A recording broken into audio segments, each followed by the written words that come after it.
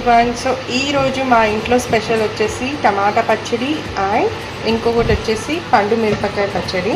So ఇది నిల్వ అనేది పెట్టుకోవచ్చు. సో దానికి ఇంగ్రీడియంట్స్ వచ్చేసి చింతపండు, జీలకర్ర, అలాగే వెల్లుల్లి, ఇంకా ఇది వచ్చేసి గ్రౌండ్నట్ ఆయిల్, ఇంకా కారం, ఇదేంటి పౌడర్ జీరా మెంతులు పౌడర్ అన్నమాట. సో ఇలా పౌడర్ చేసుకోవాలి.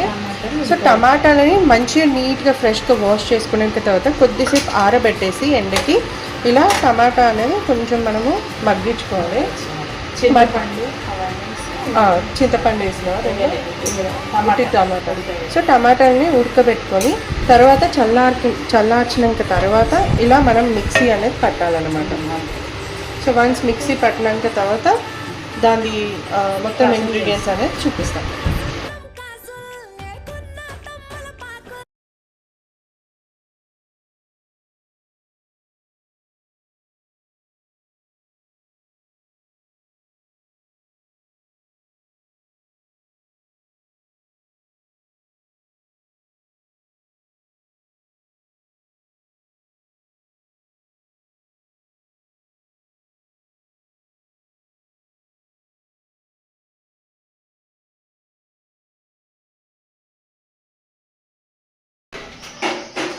ఇది టమాటా పచ్చడి రెడీ. ఇంకా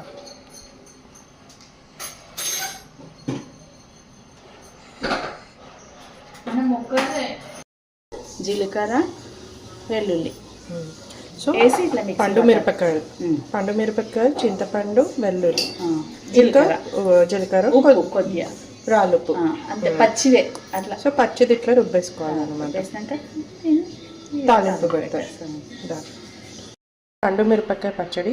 సో 3 days ఇది ఇలాగే ఉంచి పెట్టేసి తర్వాత 3rd day తర్వాత మనం చింతపండు, జీలకర్ర, పండు మిర్చిలా చింతపండు, జీలకర్ర, వెల్లుల్లి వేసి పండు మిరపకాయలు వేసి మిక్సీ పట్టాలి.